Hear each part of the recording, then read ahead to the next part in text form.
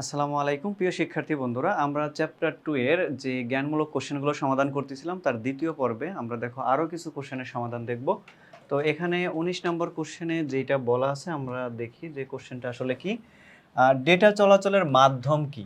দেখো, ডেটা চলাচলের মাধ্যম বিষয়টা হচ্ছে ডেটা এক ডিভাইস থেকে অন্য ডিভাইসে যার সাহায্যে আদান প্রদান হয়, সেই মানে আদান প্রদানের যে মাধ্যমটা সেটাই হচ্ছে ডেটা চলাচলের মাধ্যম। অর্থাৎ ডেটা এক ডিভাইস থেকে অন্য ডিভাইসে যার মধ্য দিয়ে আদান প্রদান হয়, এটা কিন্তু একটা কেবল হতে পারে, ওয়্যারলেস মাধ্যম হতে পারে, যে কোনো মাধ্যমে হতে পারে। অর্থাৎ ডেটা এক ডিভাইস থেকে অন্য ডিভাইসে যার মধ্য দিয়ে আদান প্রদান হয় সেটাকেই বলা হয় ডেটা চলাচলের মাধ্যম। অর্থাৎ ডেটা আদান প্রদানের ক্ষেত্রে প্রেরক থেকে গ্রাহক পর্যন্ত যার মধ্য দিয়ে প্রভাবিত হয় তাকেই বলা হয় হচ্ছে ডেটা চলাচলের মাধ্যম।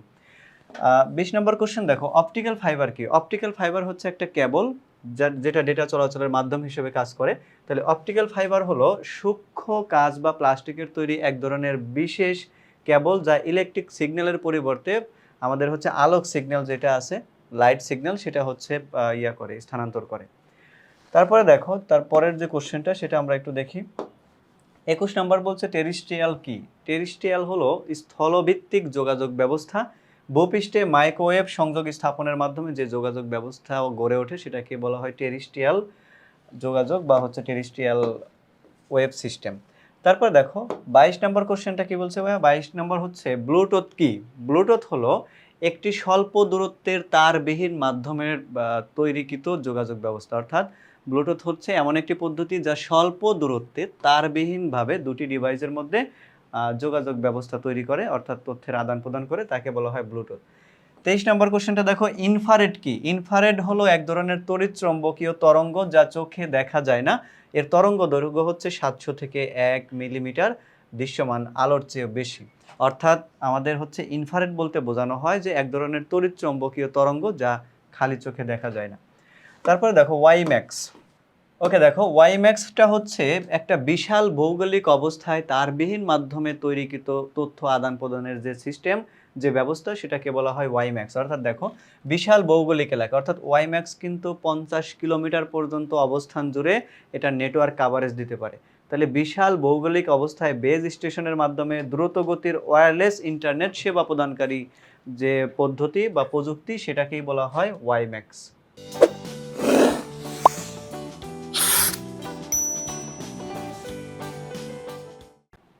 ওকে, তারপরের কোশ্চেনগুলো দেখো। তারপরে আমরা এখন দেখব 25 নম্বর কোশ্চেনটা কি বলছে ভাইয়া, একটু 25 নম্বরটা দেখি। ওয়াইফাই।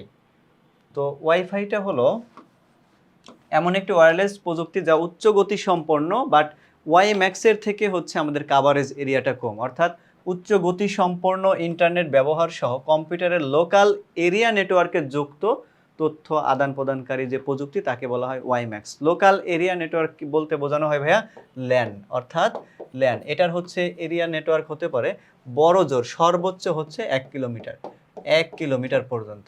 তাহলে ওয়াইম্যাক্সের থেকে যেই ছোট কাভারেজ এরিয়া বিশিষ্ট যেই ওয়্যারলেস সিস্টেমে যোগাযোগ ব্যবস্থা, সেটাকে বলা হয় ওয়াইফাই। তারপর দেখো 26 নাম্বারটা হচ্ছে পিকোনেট। পিকোনেট হচ্ছে ভাইয়া এটা ব্লুটুথের সাথে সম্পর্কিত। পিকোনেট হচ্ছে যেই ব্লুটুথ নেটওয়ার্কের সর্বোচ্চ 8টি যন্ত্রের সাহায্যে বা 8টি যন্ত্রের মাধ্যমে, অথবা যন্ত্র না বলে আমরা যদি এখানে ডিভাইস বলি সেটা আরও বেটার হবে। ব্লুটুথ হচ্ছে মানে পিকোনেট হচ্ছে যে ব্লুটুথ নেটওয়ার্কের সর্বোচ্চ লেভেলের 8টি ডিভাইস সংযুক্ত করে সিগন্যাল আদান প্রদান করা যায়, তাকে বলা হয় পিকোনেট। পিকোনেটের এক্সাম্পল বলো অথবা হচ্ছে এটার ডেফিনেশন বলো, এটা কিন্তু অনেক গুরুত্বপূর্ণ। মাঝে মাঝে দিতে পারে এইভাবে যে পিকোনেট কার সাথে সম্পর্কিত, সেটা হচ্ছে ব্লুটুথের সাথে সম্পর্কিত। আবার এটাও বলা থাকতে পারে যে পিকোনেটের ডেফিনেশন দাও। এটা কিন্তু অনেক গুরুত্বপূর্ণ একটা কোশ্চেন। এবার দেখো ভাইয়া বলছে জিও স্টেশনারি স্যাটেলাইট কি? মানে ভৌগোলিক স্যাটেলাইটগুলো আসলে কি? ভৌগোলিক স্যাটেলাইট হচ্ছে ভূপৃষ্ঠ থেকে 36,000 কিলোমিটার উপরে যেই স্যাটেলাইটগুলো স্থাপন করা হয় তাকে বলা হয় জিও স্টেশনারি স্যাটেলাইট বা ভৌগোলিক স্যাটেলাইট। অর্থাৎ 36,000 কিলোমিটার ঊর্ধ্ব আকাশে অর্থাৎ উপরে স্থাপন করা হলে সেটাকে বলা হয় জিও স্টেশনারি স্যাটেলাইট। তারপর দেখো বিএসএটি বাস্ট আসলে কি? স্যাটেলাইটের মাধ্যমে দূরবর্তী স্থানে সিগন্যাল আদান প্রদানের জন্য ভূমিতে স্থাপিত ছোট আকারের স্যাটেলাইট গ্রাউন্ড স্টেশনকে আসলে বাস্ট বলা হয়, অর্থাৎ ভেরি স্মল অ্যাপারচার টার্মিনাল, এটাকেই বলা হয় বাস্ট। তারপরে দেখো 29 নম্বর কোশ্চেনটা একটু দেখো যে রেডিও ওয়েভ কমিউনিকেশন কি।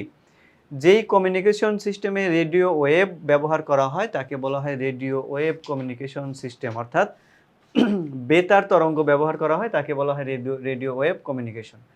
তারপরে 30 নম্বর কোশ্চেনটা ভাইয়া দেখো এখানে কি বলছে, হট স্পট কি। হট স্পট হলো একটা নির্দিষ্ট ওয়্যারলেস কাভারেজ এরিয়া, একটা নির্দিষ্ট ওয়্যারলেস কাভারেজ এরিয়াকে বলা হয় হট স্পট। 31 নম্বর কোশ্চেনটা দেখো কি বলছে, মোবাইল যোগাযোগ কি। দুটি ডিভাইসের বা মোবাইলের মধ্যে চলমান তারবিহীন যে যোগাযোগ ব্যবস্থা সেটাকে বলা হয় মোবাইল যোগাযোগ সিস্টেম। 32 নম্বরটা দেখো এএমপিএস আসলে কি। যে মোবাইল ফোন সিস্টেমে অ্যানালগ সিস্টেম ব্যবহার করা হয় তাকে বলা হয় এএমপিএস বা অ্যাডভান্স মোবাইল ফোন সিস্টেম। তারপরে দেখো 33 নম্বর যে কোশ্চেনটা, এটা কিন্তু ভাই অনেকটাই গুরুত্বপূর্ণ, যে রোমিং কি। রোমিং হচ্ছে যখন কোনো মোবাইল ফোন তার সার্ভিস অপারেটরের কাভারেজ এরিয়ার বাইরে থেকেও সর্বদা ডেটা সার্ভিস দিতে পারে তাকে বলা হয় রোমিং। অর্থাৎ আবারও বলি দেখো ডেফিনেশনটা, যখন কোনো মোবাইল ফোন তার সার্ভিস অপারেটরের এরিয়ার বাইরে গিয়েও সার্ভিস দিতে পারে তাকে বলা হয় রোমিং। 34 নম্বর কোশ্চেনটা দেখো বলছে ডিজিটাল সেলুলার নেটওয়ার্ক কি। যে মোবাইল ফোন নেটওয়ার্ক সিস্টেমে ডিজিটাল ট্রান্সমিশন সিস্টেম ব্যবহার করা হয় তাকে ডিজিটাল সেলুলার নেটওয়ার্ক বলা হয়। এবার দেখো 35 নম্বর কোশ্চেনটা আমরা একটু দেখি, জিএসএম এর পূর্ণরূপ কি। জিএসএম এর পূর্ণরূপ হলো global system for mobile communication, global system for mobile communication. এবার দেখো 36 নম্বর কোশ্চেনটা, সিডিএমএ কি। যে মোবাইল যোগাযোগ প্রযুক্তিতে একই ফ্রিকোয়েন্সি ব্যবহার করে একাধিক ব্যবহারকারীকে কোডের মাধ্যমে ডেটা আদান প্রদান করা যায় তাকে বলা হয় সিডিএমএ, অর্থাৎ কোড ডিভিশন মাল্টিপল অ্যাক্সেস।